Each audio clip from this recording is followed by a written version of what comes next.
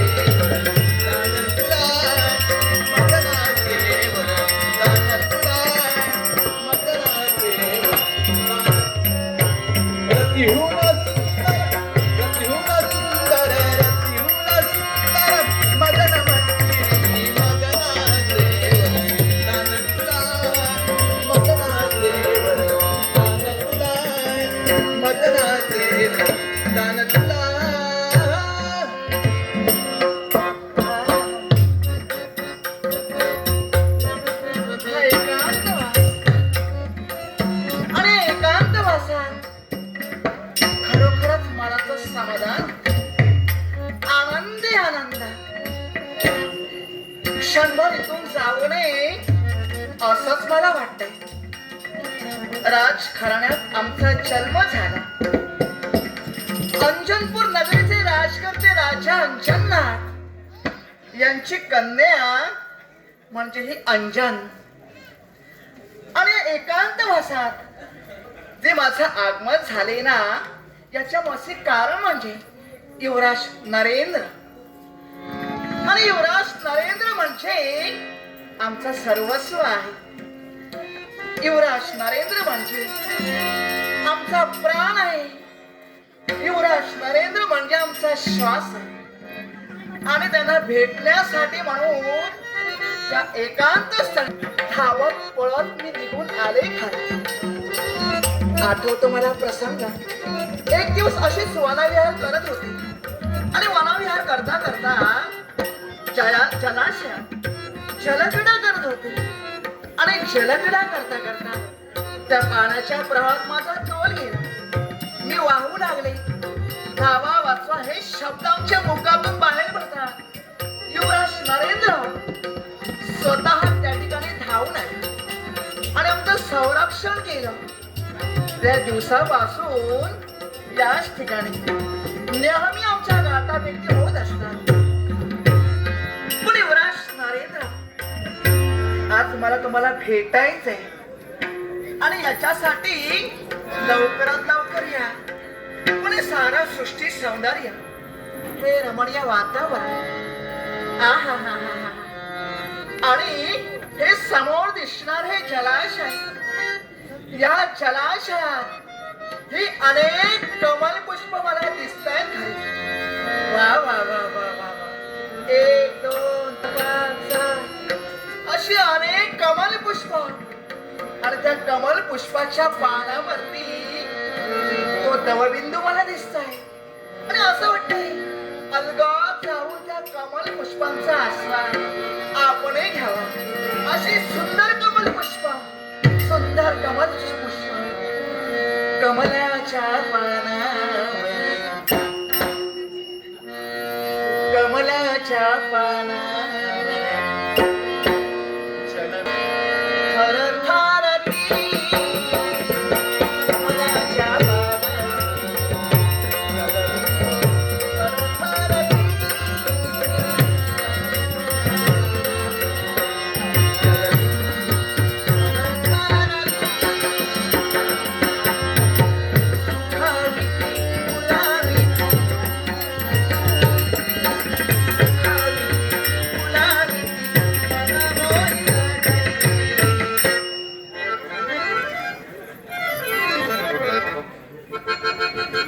कमलाच्या पानावर, कमलाच्या पानावर जलबिंदू थरथरती,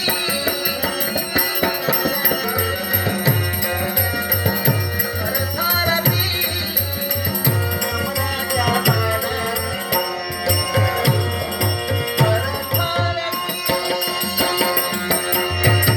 माधुरी रे मानिकते शुभ्र धवल मोती,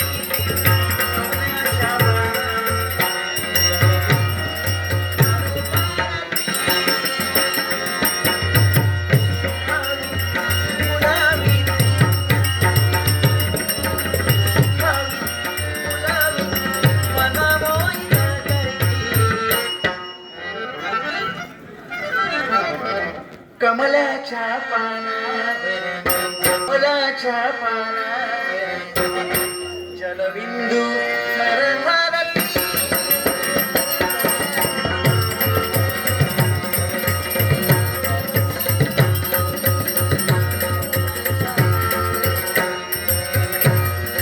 थरथरती, थरथरती, थरथरती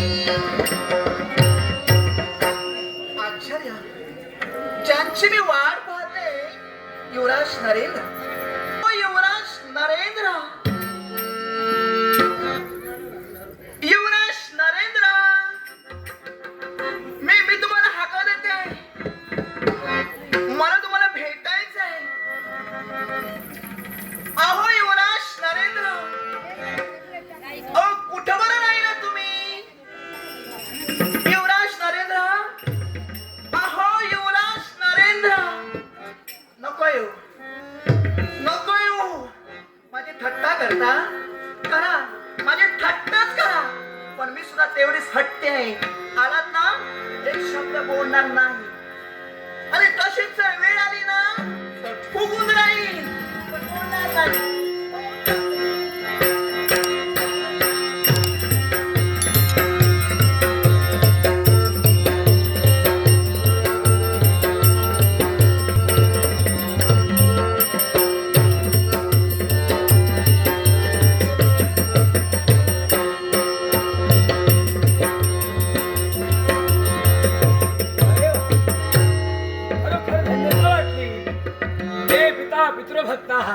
यह पिता यस्तु पोषकः मित्र विश्वासः सह भार्या निर्वंते. आपल्या पुत्रावर योग्य ते संस्कार घडू शकतो तोच खरा पिता होय. आणि मात्या पित्याने केलेल्या संस्काराचं अवलोकन स्वतःच्या जीवनात करून स्वतःचं जीवन यशस्वी बनवितो तोच खरा पुत्र होय. अगदी त्याचप्रमाणे मात्या पित्यांच्या पश्चात गंधर्वपुरचा राजकर्ता नरेंद्र बनला आणि अखिल जनतेला न्यायदान करतोय.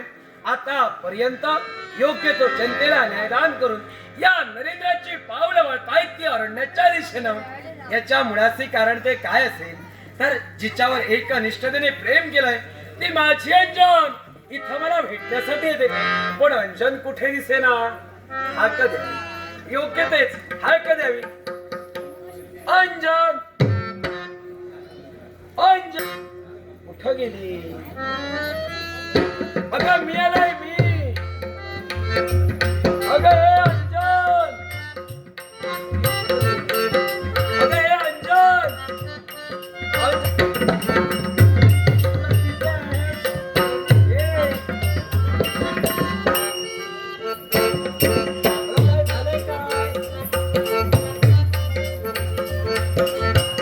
काय झालंय काय बोल ना.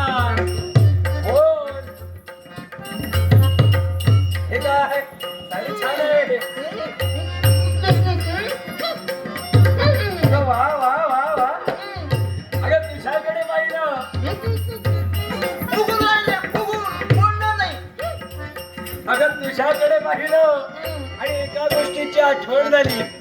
या अरण्याच्या ठाई या झाडावरून त्या झाडावर अनेक माकड उड्या मारत आहेत आणि त्यासारखे तू दिसतेस. पहा बघू. नाही नाही नाही नाही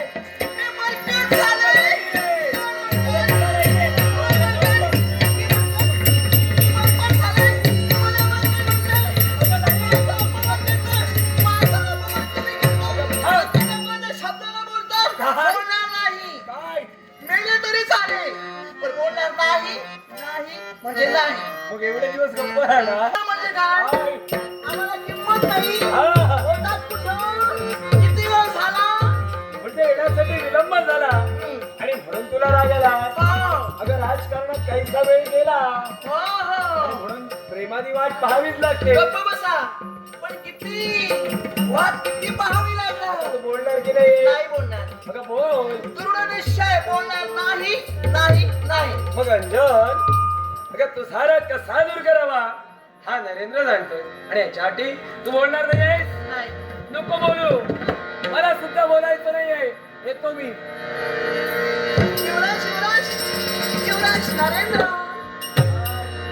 कशी मी तुला मनाची खुशी रे. काय आनंद वाटतोय. कशी मी तुला मनाची खुशी रे.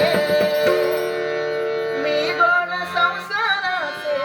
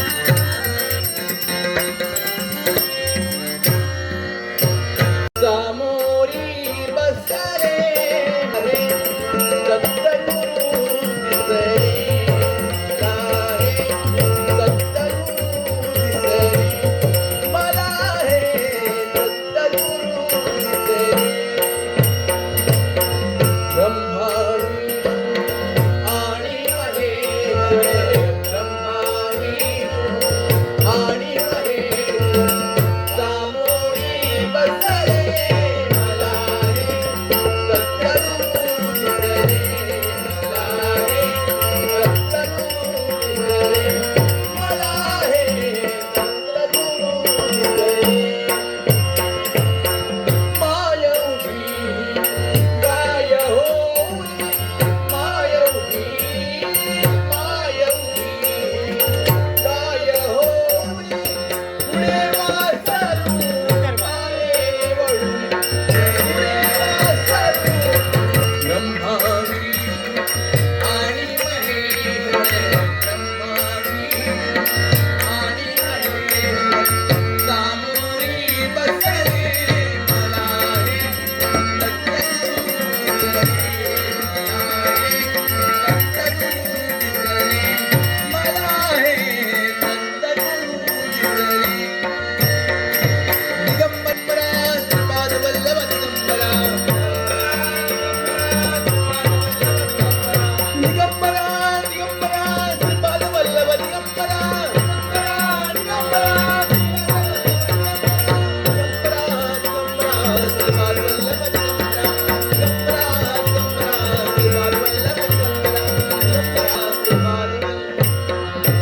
श्री गुरुदेव दत्त दत्त दत्त अरे बाप चौफेर दृष्टीक्षेप केला भक्तिमय वातावरण पाहिलं प्रत्येक भक्ताच्या मुखवटे निघणारे मुखोद्धार श्री गुरुदेव दत्तम श्री गुरुदेव दत्तम या मंत्राचा मंत्र जप ऐकला खरोखरच आमच्या मनाला धन्यता वाटली भक्तजनो असं तुमच्या मुखात या दत्त माऊलीचं या गुरु माऊलीचं नामस्मरण चालू राहू दे प्रत्येक भक्तांच्या इच्छा आकांक्षा पूर्ण होतील असा माझा शुभ आणि मंगलमयतेचा आशीर्वाद अत्रे अनुसयेच्या इच्छेसाठी आम्ही जन्म घेतल्यानंतर काही काळ माता पित्याच्या सानिध्यात राहिलो तदनंतर आम्ही एकांत वास पत्करिला सिंहाद्री पर्वतावरती आमचं जाणं झालं पवनाचा आहार करून थोड्याशा तपश्चर्येला सुरुवात केली आणि ही वार्ता तिथल्या परिसरातील ब्राह्मणांनी महंतांना समजली त्यावेळी प्रत्येक ब्राह्मणांनी महंत सिंहाद्री पर्वतावरती म्हणजे आमच्या पर्यंत आले प्रत्येक ब्राह्मणाच्या आणि महंतांच्या मुखातून शब्द बाहेर निघाले हे गुरुमाऊली हे दत्त माऊली आमचं गुरुत्व आपण स्वीकारावं त्याचा आम्ही नकार दर्शवला पण प्रत्येक ब्राह्मण आणि महंतांच्या भक्तीत तल्लीन झाले तेवढे आम्ही सत्व परीक्षा घेण्याचं ठरविलं म्हणूनच सिंहाद्री पर्वताचा त्याग केला खोल अशा जलाशयात प्रवेश केला हजारो वर्ष आम्ही पाण्यात राहिलो आणि पुनश्च माघारी येत असते वेळी एका ती स्त्री दुसऱ्या ती मदिरा घेऊन पुनश्च सिंहाद्री पर्वतावरती आलो पाहतो तर काय प्रत्येक ब्राह्मण आणि महंत आमच्या भक्तीत तल्लीन झाले होते अंतस्करणाने त्यांनी जाणीला आम्हाला नमस्कार सुद्धा केला आम्ही प्रत्येक ब्राह्मणाला आणि महंतांना आशीर्वाद सुद्धा दिला अरे बाप रे नारायण नावाचे ललकारी आज आमच्या भेटीसाठी येऊ दे दत्त गोविंद